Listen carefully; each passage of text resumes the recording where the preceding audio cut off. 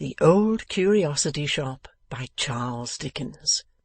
Chapter 65. It was well for the small servant that she was of a sharp, quick nature, or the consequence of sending her out alone, from the very neighbourhood in which it was most dangerous for her to appear, would probably have been the restoration of Miss Sally Brass to the supreme authority over her person. Not unmindful of the risk she ran, however, the Marchioness no sooner left the house than she dived into the first dark byway that presented itself, and, without any present reference to the point to which her journey tended, made it her first business to put 2 good miles of brick and mortar between herself and Bevis Marks. When she had accomplished this object, she began to shape her course for the notary's office, to which, shrewdly inquiring of apple-women and oyster-sellers at street corners, rather than in lighted shops or of well-dressed people, at the hazard of attracting notice, she easily procured a direction.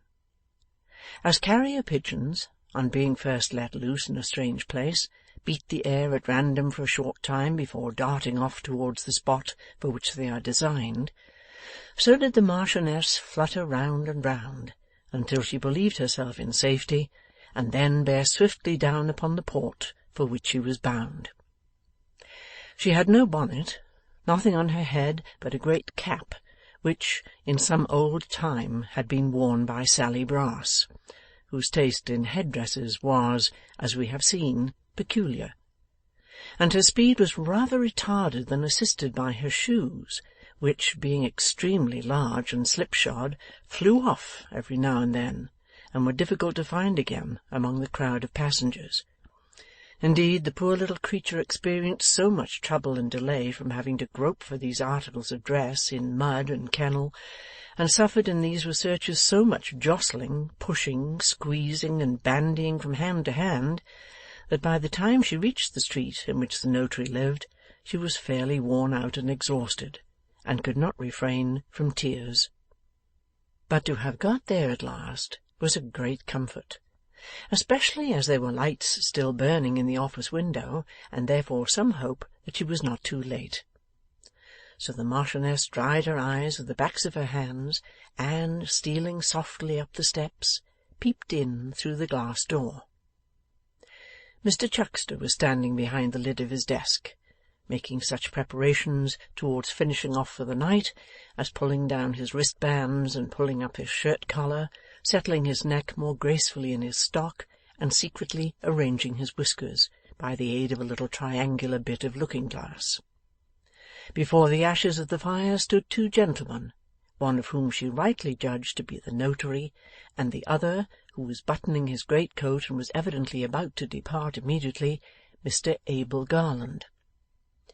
Having made these observations, the small spy took counsel with herself, and resolved to wait in the street until Mr Abel came out, as there would be then no fear of having to speak before Mr Chuckster, and less difficulty in delivering her message. With this purpose she slipped out again, and crossing the road, sat down upon a doorstep just opposite. She had hardly taken this position when there came dancing up the street, with his legs all wrong and his head everywhere by turns, a pony. This pony had a little phaeton behind him, and a man in it, but neither man nor phaeton seemed to embarrass him in the least, as he reared up on his hind legs, or stopped, or went on, or stood still again, or backed, or went sideways, without the smallest reference to them, just as the fancy seized him, and as if he were the freest animal in creation. When they came to the notary's door, the man called out in a very respectful manner, "Whoa, then!" intimating that if he might venture to express a wish, it would be that they stopped there. The pony made a moment's pause, but, as if it occurred to him that to stop when he was required might be to establish an inconvenient and dangerous precedent, he immediately started off again, rattled at a fast trot to the street corner, wheeled round, came back, and then stopped of his own accord. "Oh, you're a precious creetur," said the man, who didn't venture by the by to come out in his true colours until he was safe on the pavement. I wish I had the rewarding of you, I do.' 'What has he been doing?' said Mr Abel, tying a shawl round his neck as he came down the steps. 'He's enough to fret a man's heart out,' replied the hostler. 'He is a most vicious rascal. Whoa then, will you?' 'He'll never stand still if you call him names,' said Mr Abel, getting in and taking the reins. 'He's a very good fellow if you know how to manage him. This is the first time he has been out this long while, for he has lost his old driver and wouldn't stir for anybody else till this morning. The lamps are right, are they? That's well. Be here to take him to-morrow, if you please. Good night.' And, after one or two strange plunges, quite of his own invention, the pony yielded to Mr Abel's mildness and trotted gently off. All this time Mr Chuckster had been standing at the door, and the small servant had been afraid to approach. She had nothing for it now, therefore, but to run after the chaise and to call to Mr Abel to stop. Being out of breath when she came up with it, she was unable to make him hear. The case was desperate, for the pony was quickening his pace. The Marchioness hung on behind for a few moments, and, feeling that she could go no farther, and must soon yield, clambered by a vigorous effort into the hinder seat, and in so doing lost one of the shoes for ever. Mr Abel, being in a thoughtful frame of mind, and having quite enough to do to keep the pony going, went jogging on without looking round, little dreaming of the strange figure that was close behind him, until the Marchioness, having in some degree recovered her breath and the loss of her shoe and the novelty of her position, uttered close into his ears the words, "I say, sir." He turned his head quickly enough then, and stopping the pony, cried with some trepidation, "God bless me! What is this?" "Don't be frightened, sir," replied the still panting messenger. "Oh, I've run such a way after you." "What do you want with me?" said Mr Abel. "How did you come here?" "I got in behind," replied the Marchioness. "Oh, please drive on, sir. Don't stop, and go towards the city, will you? And oh, do please make haste, because it's of consequence. There's somebody wants to see you there. He sent me to say, would you come directly, and that he knowed all about Kit, and could save him yet, and prove his innocence." "What do you tell me, child?" "The truth, upon my word and honour I do. But please to drive on quick, please. I've been such a time gone, he'll think I'm lost." Mr Abel involuntarily urged the pony forward. The pony, impelled by some secret sympathy or some new caprice, burst into a great pace, and neither slackened it nor indulged in any eccentric performances until they arrived at the door of Mr Swiveller's lodging, where, marvellous to relate, he consented to stop when Mr Abel checked him. "See, it's the room up there," said the Marchioness, pointing to one where there was a faint light. "Come." Mr Abel, who was one of the simplest and most retiring creatures in existence, and naturally timid withal, hesitated, for he had heard of people being decoyed into strange places to be robbed and murdered under circumstances very like the present, and, for anything he knew to the contrary, by guides very like the Marchioness. His regard for Kit, however, overcame every other consideration. So, entrusting Whiskers to the charge of a man who was lingering hard by in expectation of the job, he suffered his companion to take his hand, and to lead him up the dark and narrow stairs.